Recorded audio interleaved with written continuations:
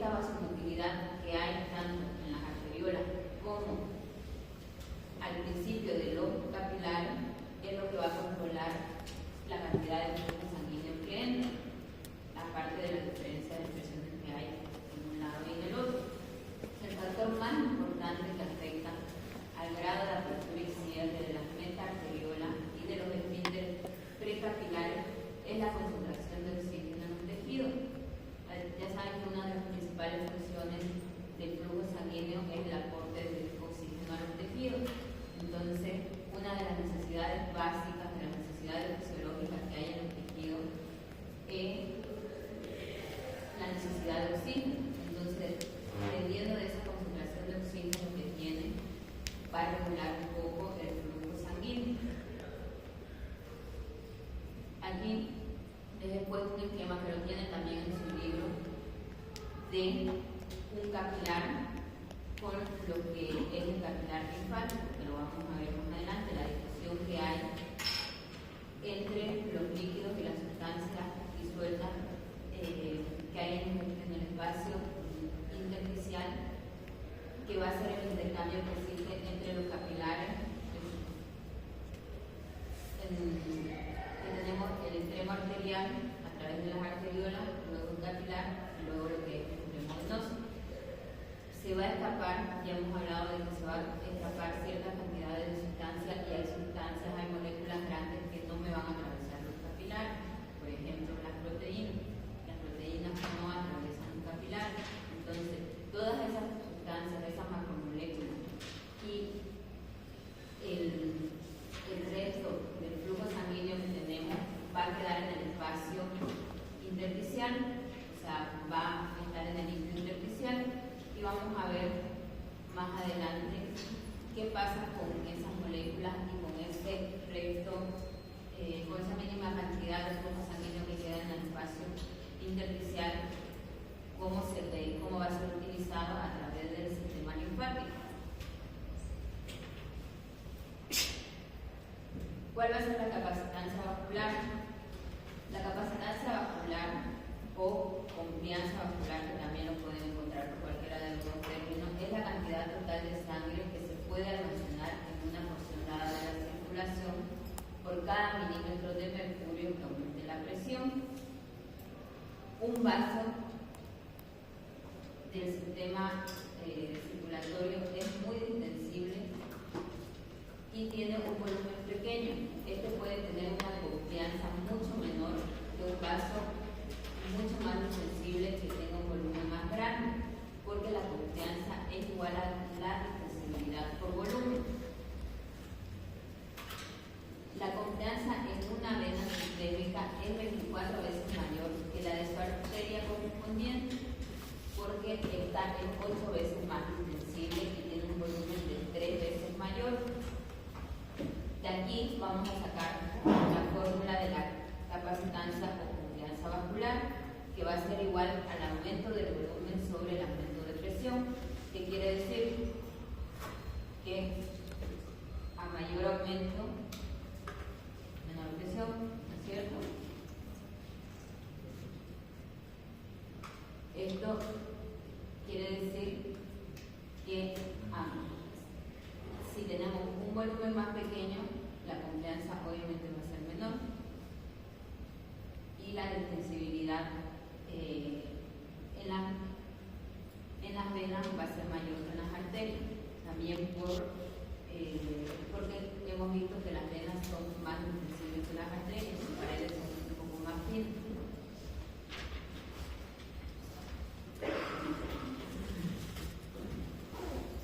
Vamos a hablar y explicar un poco del intercambio que existe entre la sangre y el líquido intersticial, para después ver el intercambio que hay entre el líquido intersticial y el sistema linfático. La difusión a través de la membrana capilar es el medio más importante de transferir sustancia entre el plasma sanguíneo y el líquido intersticial.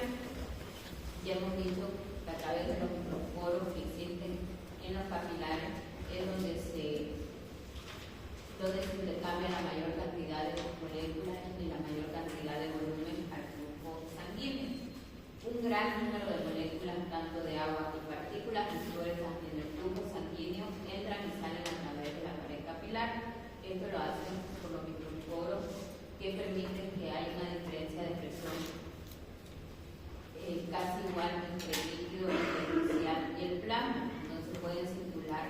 de un lado y del otro fácilmente las distintas moléculas.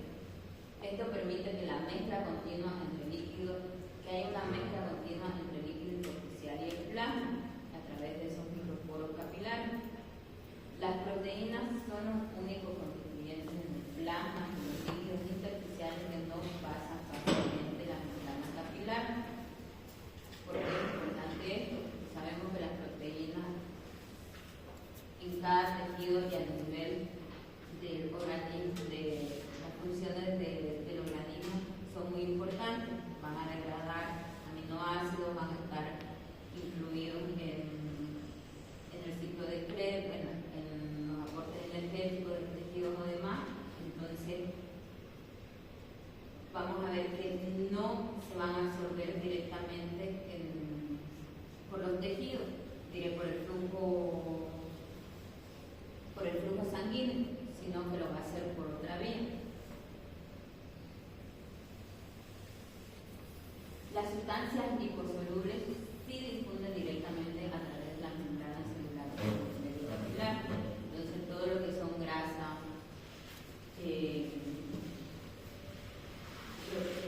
todo lo que son sustancias liposolubles como vitaminas también, las vitaminas liposolubles van a pasar sin ningún problema al endotelio capilar. Otras sustancias como el oxígeno, el dióxido de carbono también pasan fácilmente la membrana capilar. Las sustancias hidrosolubles y no liposolubles difunden a través de los poros intercelulares de la membrana capilar. Para que exista una diferencia entre lo que son las sustancias hidrosolubles y las liposolubles, sino por peso molecular y por tamaño de las moléculas son muy similares. Entonces tiene que haber una diferencia entre una y otra. También tenemos vitaminas liposolubles, el agua es liposoluble, entonces estas van a pasar sin ningún problema lo que es la membrana capilar. La permeabilidad de los poros del capilar para distintas sustancias varía según sus diámetros moleculares. Cada molécula va a tener un diámetro y los poros del capilar de cada tejido se va a adecuar y se va a adaptar al tamaño de estas moléculas. Los capilares de los diversos tejidos tienen sus diferencias extremas en su permeabilidad, que va a depender justamente de las necesidades que tenga cada uno de ellos.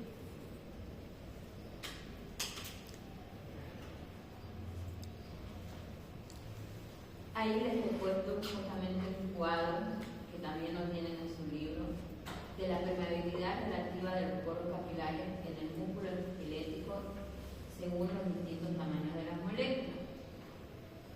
Porque el tejido musculoesquelético es el más abundante, ya lo saben. Entonces, según el peso molecular, va a existir una permeabilidad en lo que son los poros capilares. La difusión de la membrana capilar es proporcional a la diferencia de concentración entre los dos lados de la membrana. Ya han visto con los potenciales de acción y los intercambios por los canales, por los distintos canales celulares que hay, que tiene que haber una diferencia de presiones para que puedan pasar. ¿Qué hacen los capilares? Los capilares a través de sus poros lo único que van a hacer es aumentar esa permeabilidad de estas moléculas para que el intercambio sea mucho más fácil y no sea directamente a través de canales que tengan que intercambiar distintas moléculas, sino que pasen de forma más fácil y sencilla. Cuanto mayor sea la diferencia entre las concentraciones de una sustancia de los dos lados de la membrana capilar, mayor será el movimiento de las sustancias a través de esta membrana. Imagínense un colador. Un colador, ustedes, mientras más cantidad pongan, mayor va a ser el paso de la sustancia, ¿no es cierto? En cambio, si ponen un poco de sustancia, lo que va a pasar solamente es un poco de ese flujo, pero si van poniendo más cantidad de esa sustancia, va a pasar más cantidad por esos poros. Entonces, esa permeabilidad es la que tienen los capilares en los distintos tejidos. Si ven, la permeabilidad del agua es la que es mayor, hay una permeabilidad que su peso molecular es menor y por eso hay mayor permeabilidad. No así, por ejemplo, la albúmina, como las proteínas que no pasan porque son moléculas de gran tamaño.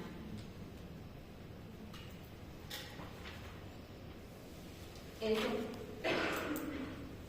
lo que hemos hablado en cuanto al intercambio que hay entre los particulares y el líquido intersticial. Ahora vamos a ver qué es el intersticio y el líquido intersticial.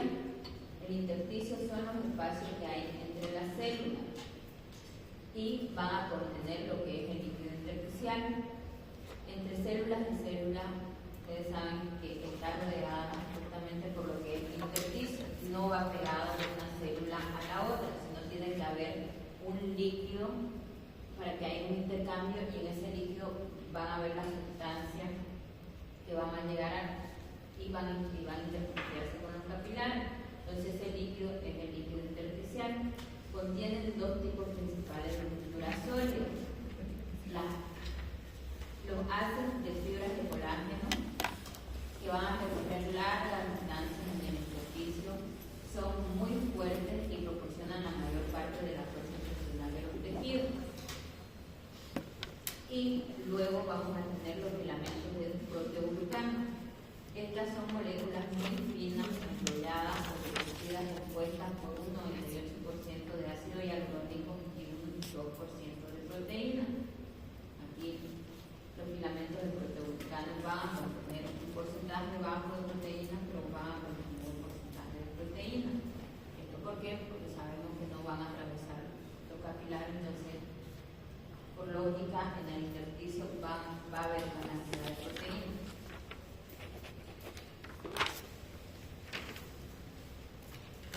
El líquido intersticial va a derivar de lo que es la filtración y difusión de los capilares.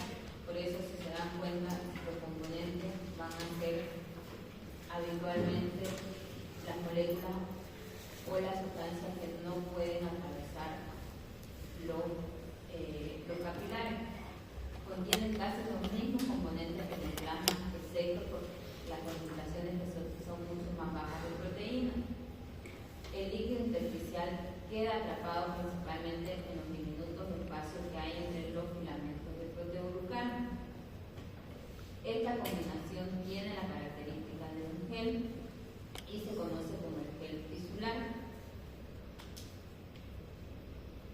Como su componente es escaso en agua, tiene más cantidad de ácido hialurónico, tiene más cantidad de proteína. Por eso es que, si lo pensamos por lógica, al tener menor cantidad de agua, va a tener más la consistencia de un gel, más que el líquido va a ser como un gel. Esta combinación tiene la característica de un gel que se conoce como gel tisular. La cantidad de líquido libre presente en la mayoría de los tejidos normales es pequeña, es menor al 1%. Casi la mayoría del líquido ya sabe que está dentro de las células de los vasos sanguíneos.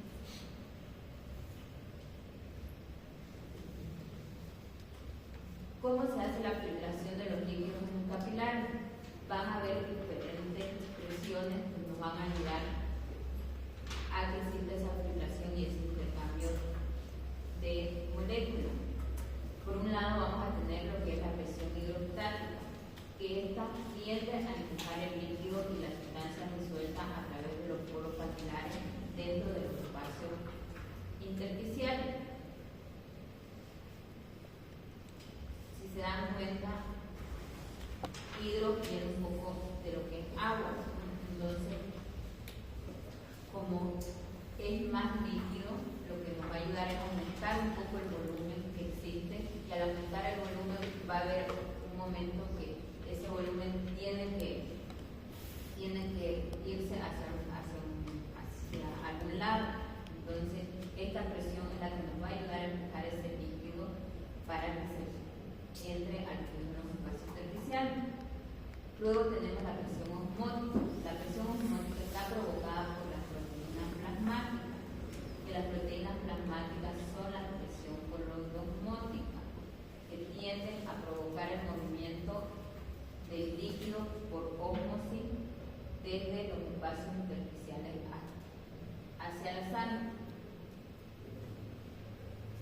¿Quién recuerda el término de lo que es la ósmosis? Paso de agua a través de una membrana semipermeable. El paso de agua a través de una membrana semipermeable. Entonces, la presión osmótica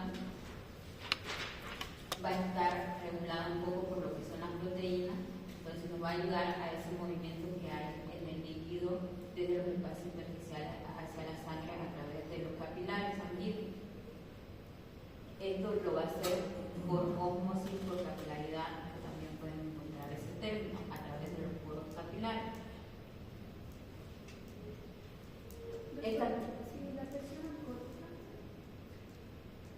La presión osmótica es un término ya un poquito más antiguo que se refiere más o menos a lo mismo. Ya es un término que se usaba sobre todo y se usa más que todo en lo que es el sistema linfático. Ahora lo vamos a ver más adelante en lo que es el sistema linfático, que se utiliza más ahí. La ósmosis va más ligada a lo que es el flujo sanguíneo capilar y la osmótica más a lo que es el sistema linfático. Esta presión osmótica previene la pérdida significativa de volumen del líquido desde la sangre hacia los espacios intersticiales. El sistema linfático va a devolver a la circulación el exceso de proteínas y líquido que se pierde desde la sangre hacia los espacios intersticiales. Esa va a ser la función principal del sistema linfático. Lo vamos a desarrollar un poquito más adelante, pero aquí en esta diapositiva le voy adelantando que ese exceso de proteínas que va a haber, que no va a pasar por los capilares, y el líquido que se pierde de la sangre hacia los espacios intersticiales, se puede volver a utilizar por la circulación sanguínea, y esto se va a hacer a través del sistema linfático. ¿Cuáles son las fuerzas de Starling? Ya habíamos hablado de la ley de Starling en el tema de fisiología cardíaca. Aquí vamos a volver a mencionar las fuerzas de Starling, que son justamente la diferencia de presiones, las presiones que existen entre los capilares y el líquido intersticial. La presión hidrostática capilar va a ser la fuerza que ejerce la salida de líquido a través de la membrana capilar, como lo habíamos mencionado. La presión hidrostática del líquido intersticial es la fuerza con la que entra el líquido cuando la presión hidrostática del líquido intersticial es positiva, pero la fuerza de salida va a entrar cuando la presión es positiva y va a salir cuando la presión sea negativa, cuando haya esa diferencia de presión. Entonces el líquido va a salir cuando dentro del capilar la presión sea positiva, va a permitir la entrada de las moléculas y de los líquidos, y cuando la presión sea negativa es cuando va a salir este líquido al espacio intersticial. La presión coloidosmótica del plasma en el capilar provoca ósmosis del líquido hacia el interior, y la presión coloidosmótica del líquido intersticial, que hemos dicho que está determinada por las proteínas, provoca la ósmosis del líquido hacia el exterior. Aquí hay un esquema de las diferencias de presiones y donde están dadas sobre todo las presiones entre el capilar y el líquido intersticial. Así como tenemos una presión capilar, también vamos a tener una presión del líquido intersticial. Tenemos una presión coloidosmótica plasmática o capilar, tenemos una presión coloidosmótica del líquido intersticial, para que exista un intercambio entre uno y otro. La diferencia de presiones de un lado y del otro es lo que va a determinar el flujo de entrada o de salida.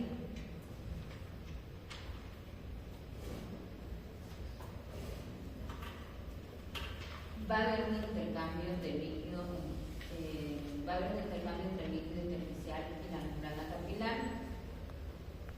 En el extremo arterial del capilar, lo que va a haber es una filtración de las moléculas y del flujo sanguíneo. En cambio, en el extremo venoso capilar, lo que va a haber es una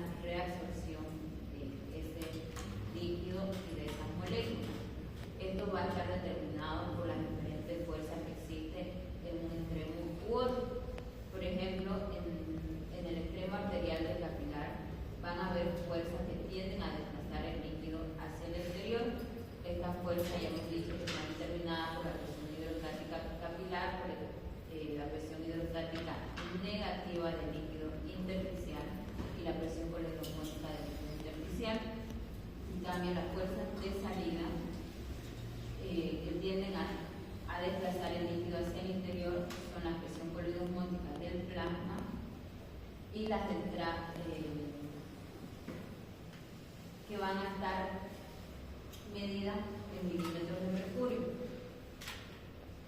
Estos cuadritos lo tienen también en su libro. Si se dan cuenta, la fuerza de salida neta en el capilar arterial va a ser mayor que en el venoso. Por eso es que en el arterial vamos a tener como una filtración y el sistema venoso nos va a ayudar a lo que es la reabsorción del líquido, porque va a tener una menor presión y nos va a permitir una entrada y una salida mucho más rápida del líquido intersticial con la membrana capilar. ¿Para qué nos sirven todas estas presiones y las fuerzas del target?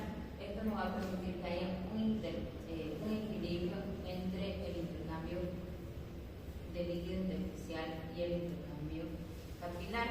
La cantidad de líquido que se filtra en los extremos arteriales de los capilares hacia el exterior va a ser igual al líquido que vuelve a la circulación mediante la absorción. Tiene que haber entonces un equilibrio entre lo que se filtra y lo que se reabsorbe. El debe de ese equilibrio que pueda haber es el responsable de la pequeña cantidad de líquido que vuelve con el tiempo a través de los linfáticos.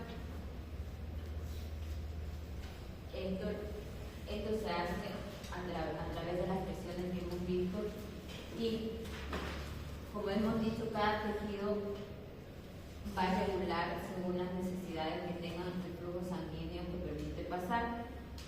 Como no va a permitir situación normal y situación de reposo del ser humano que pase todo el flujo sanguíneo que le llega, va a quedar como un excedente, va a quedar una pequeña cantidad de líquido en circulación.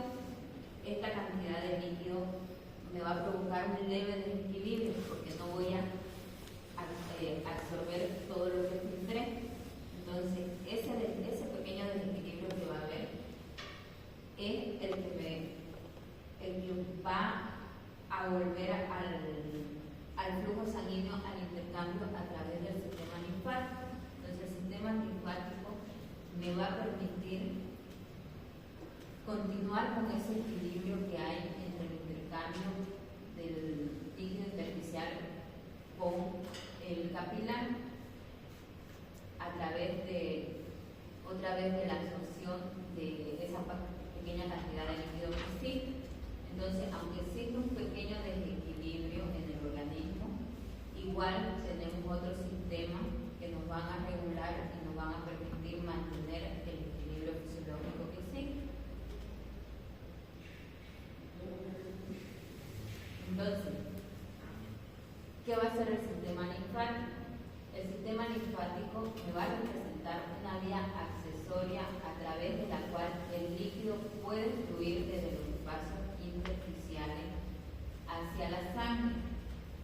Va a cumplir más o menos la misma función, si se dan cuenta, que es el intercambio entre el espacio intersticial y la sangre.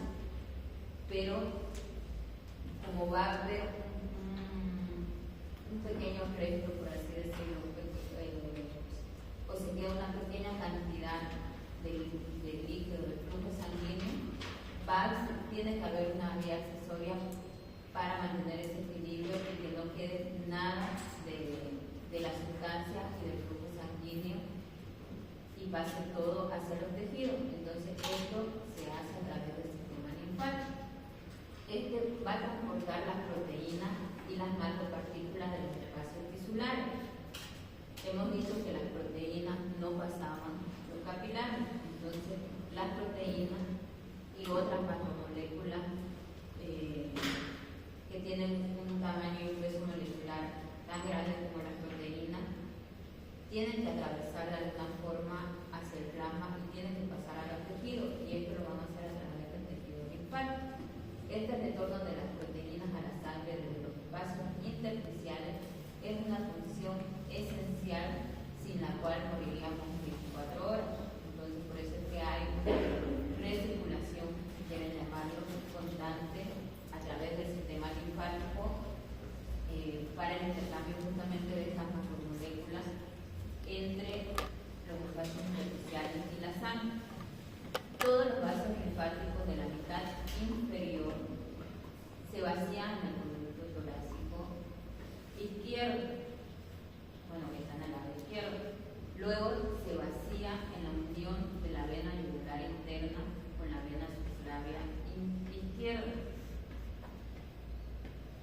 me va a recibir de lo que son las extremidades, de lo que es el abdomen, de lo que es toda la mitad inferior del organismo.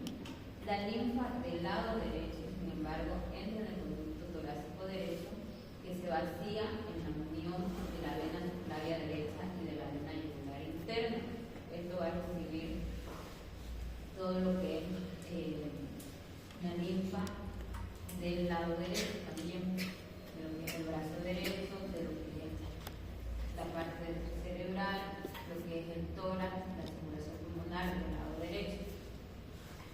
Entonces vamos a tener una circulación linfática derecha e izquierda, igual que el corazón.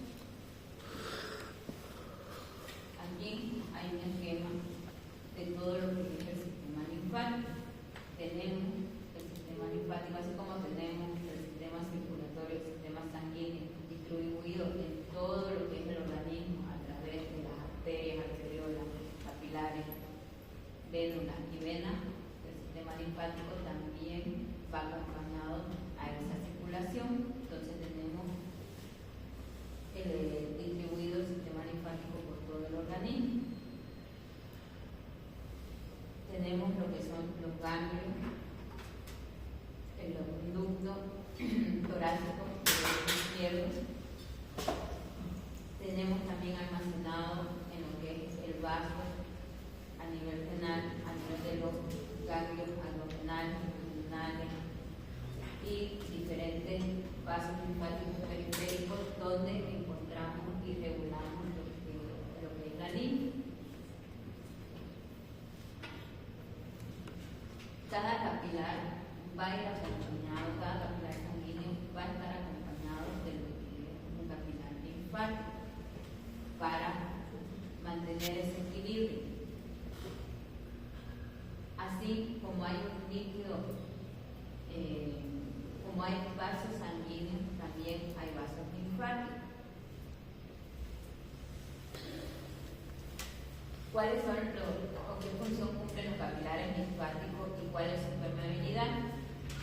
La mayor parte del líquido que se filtra fluye entre las células y se reabsorbe de nuevo hacia los extremos venosos de los capilares sanguíneos. La cantidad total de toda esta linfa normalmente es de 2 a 3 litros al día. ¿Cuánto era del sistema circulatorio? ¿Se acuerdan? Entre 4 a 5 litros al día. Este es menor porque solamente va a ser la cantidad del excedente que queda a nivel circulatorio. Por eso es que no se va a igualar o no se tendría por qué igualar nunca con la circulación sanguínea.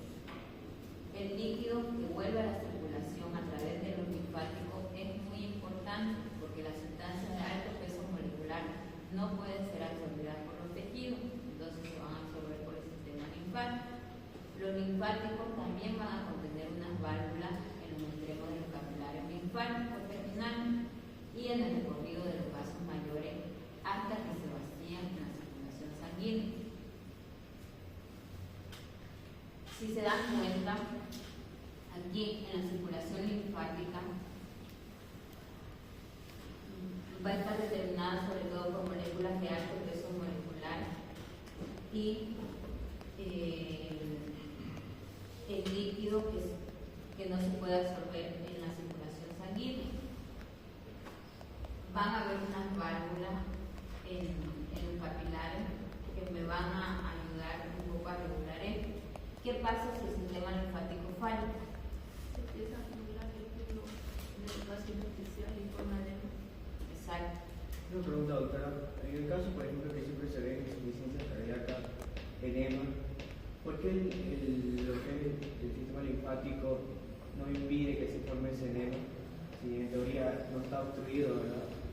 Porque comienzan a fallar lo que es la proteína, lo que es el sistema linfático, comienzan justamente a acumularse el líquido en el espacio intersticial, no pueden pasar las proteínas, no se pueden regular y lo que hacen las proteínas no pueden ayudar a lo que es la eliminación del líquido. Y por eso comienza a fallar el sistema linfático y es lo que produce los edemas. ¿Dónde se tendría que regular y cuáles son los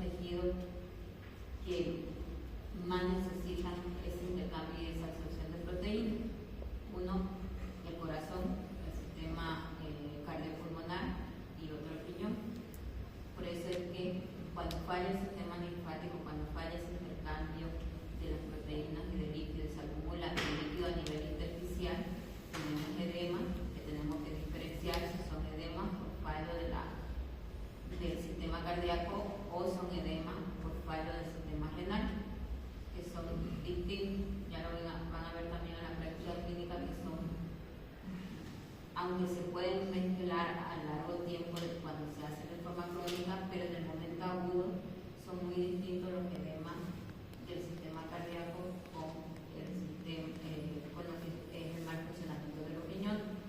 Ambos fisiológicamente por el mismo motivo, solamente que a nivel cardíaco los edemas son más blandos, sí que dejan fobia, porque el sistema renal todavía funciona algo, entonces todavía hay algo de absorción y ese gel tisular del que estábamos hablando no se hace tan denso, todavía permite el intercambio de agua, el intercambio de líquido y no se forma un gel tan denso. Sin embargo, cuando falla el riñón, ya fallan los dos sistemas, entonces ese gel ya se hace muchísimo más denso, ya es más los proteoglucanos, es más los compuestos de líquido intersticial, abundan más los componentes de líquido intersticial que los compuestos del líquido plasmático, porque está fallando el sistema linfático. Entonces, esos edemas a nivel renal ya van a ser edemas más duras, que no dejan fobia, la piel va a estar más tirante, más brillante. Entonces, es por este motivo. De ahí la importancia de la fisiología del sistema linfático en lo que es el flujo sanguíneo, porque con esto van a entender el porqué de los edemas en el organismo.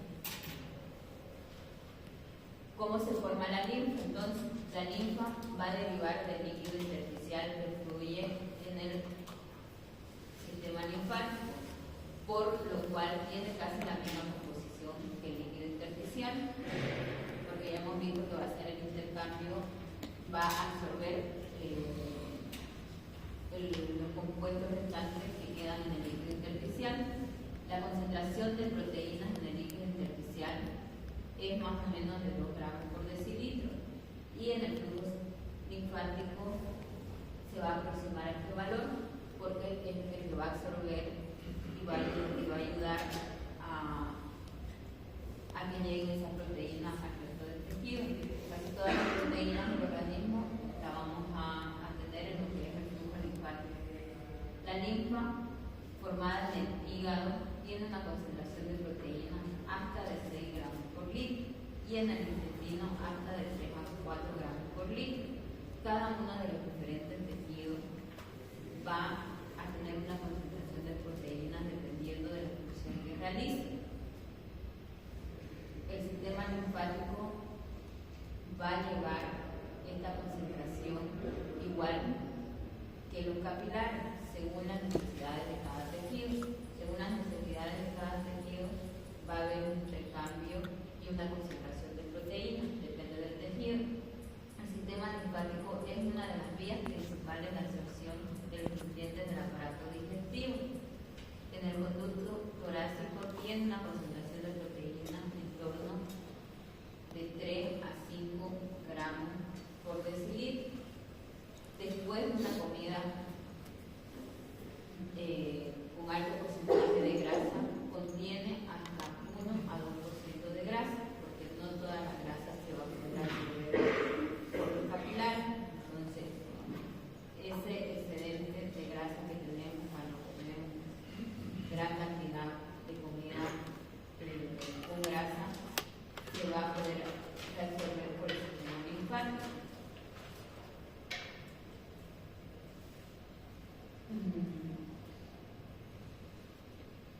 Aquí, en el conducto torácico, estamos viendo que la cantidad de proteínas es en torno a 3 a 5 gramos por decilitro. De ahí que cuando nosotros determinamos la concentración de proteínas en un laboratorio de sangre, habitualmente esos son los valores normales, porque como va a haber un intercambio y va a haber una reabsorción de la linfa al flujo sanguíneo, esta concentración que tenemos, sobre todo en el conducto torácico, que vimos que que es la que va a recolectar toda la cantidad de linfa, tanto del lado derecho como del lado izquierdo, es la concentración que nosotros vamos a determinar cuando sacamos una muestra de sangre en el paciente.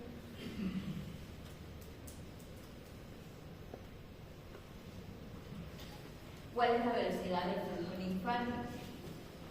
El flujo linfático total es en torno a 120 ml hora, o lo que es igual a 2 a 3 litros al día, que es lo que acabamos de decir hace un momento. En reposo van a pasar como 100 ml hora en el flujo linfático a través del conducto torácico, y otros 20 ml fluyen hacia la circulación a través de otros canales. No van a pasar los 120 ml directamente al conducto torácico, sino que hemos visto también que hay otros canales como los ganglios, como el vaso, que a través de ellos van a fluir los 20 ml restantes. Todos estos factores van a favorecer el movimiento de líquido en el intersticio. Esto va a provocar una elevación de la presión hidrostática capilar, un descenso de la presión coloidosmótica del plasma, un aumento de la presión coloidosmótica del líquido intersticial y un aumento de la permeabilidad de los capilares por la diferencia de presiones que va a haber.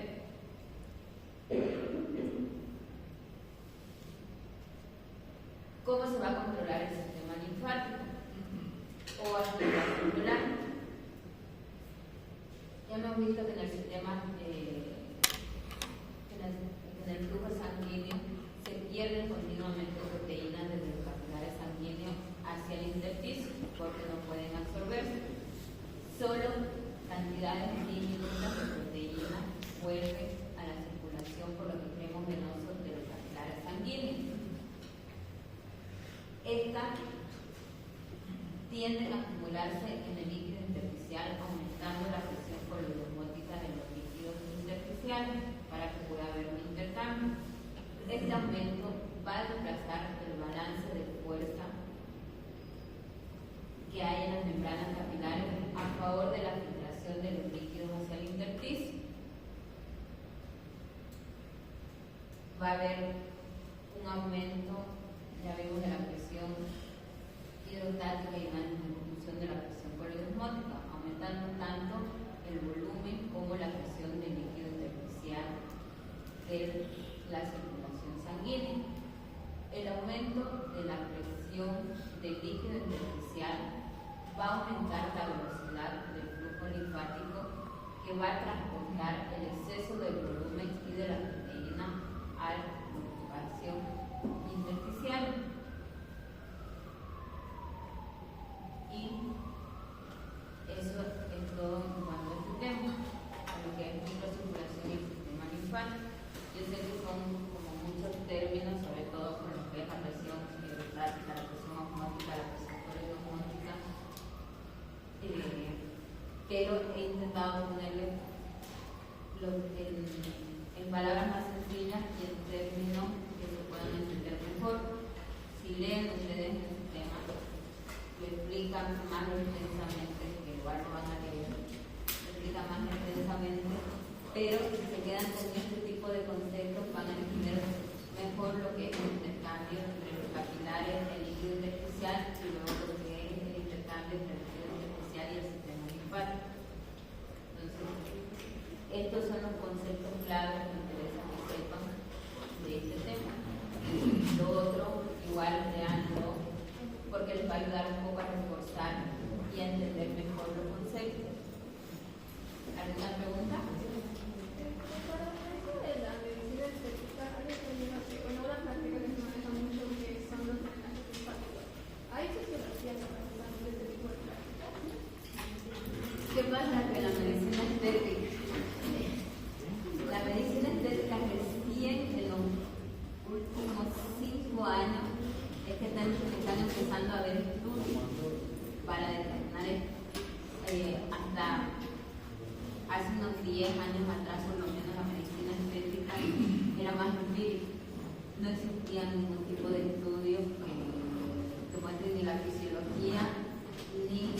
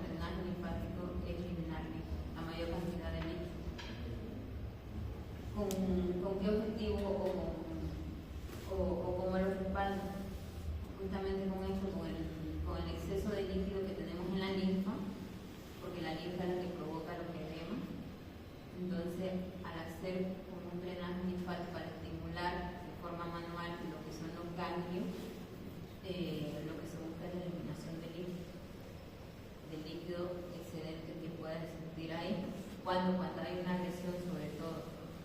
¿Dónde funciona mejor y dónde está indicado mejor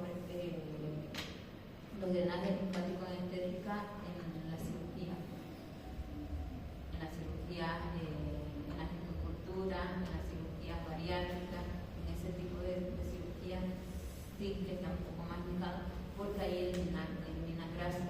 Y hemos visto que también hay un exceso de grasa en la misma. Cuando hay mucha cantidad de grasa en el organismo, queda un excedente de grasa en la linfa que se puede volver a reabsorber.